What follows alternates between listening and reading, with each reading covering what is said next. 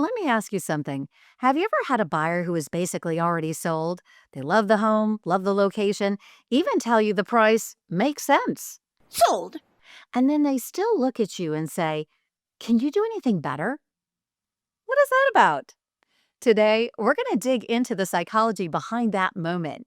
Because once you understand why buyers keep pushing, even when they're already sold, the whole thing gets a lot easier to handle. Welcome back to the 5-Minute Sales Training.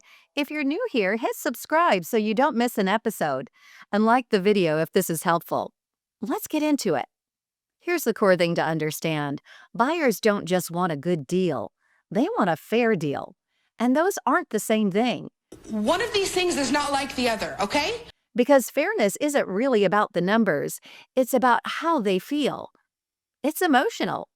It's personal. And it shifts depending on the conversation you're having with them. So, why do they keep pushing? It usually comes down to 3 things. The first is that they need to feel smart. Buying a home is one of the biggest decisions most people will ever make. And somewhere underneath all of it, every buyer is quietly asking themselves, "Am I making the right call here?"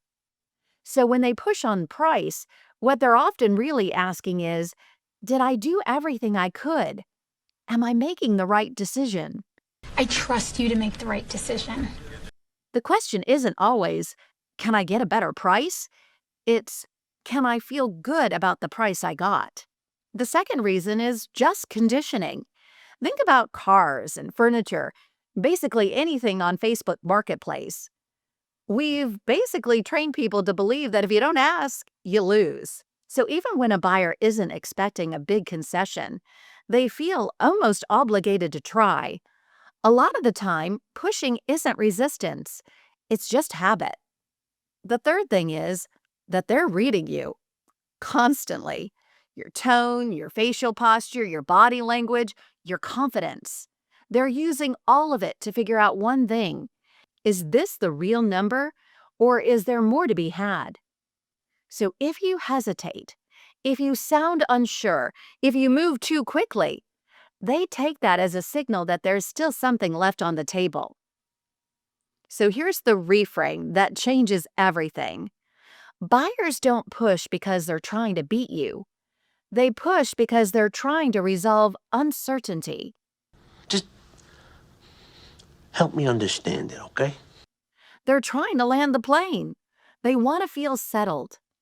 What that means practically is pretty simple. First, expect the push and don't take it personally. When a buyer pushes, it doesn't mean that they're walking away.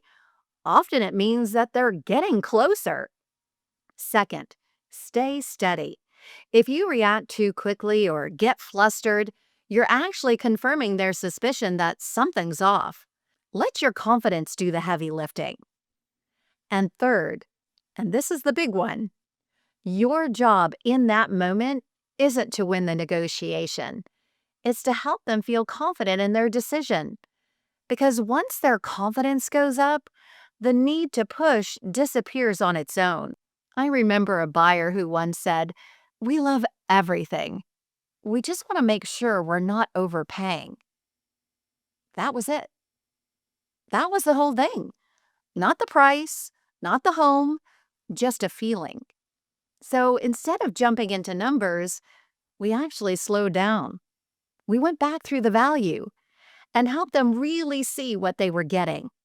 How the new home solved their dissatisfaction they had with their current living situation, the life improvement, and how it made them feel. And once that landed, the negotiation just stopped. So the next time a buyer says, "Can you do anything better?" don't rush to change the price. Pause and ask yourself what they're actually looking for in that moment. Because more often than not, it's not a better deal. It's a better sense of certainty. Thanks for watching this week's 5-Minute Sales Training. Hit like and subscribe if this was helpful. And until next time, learn more to earn more.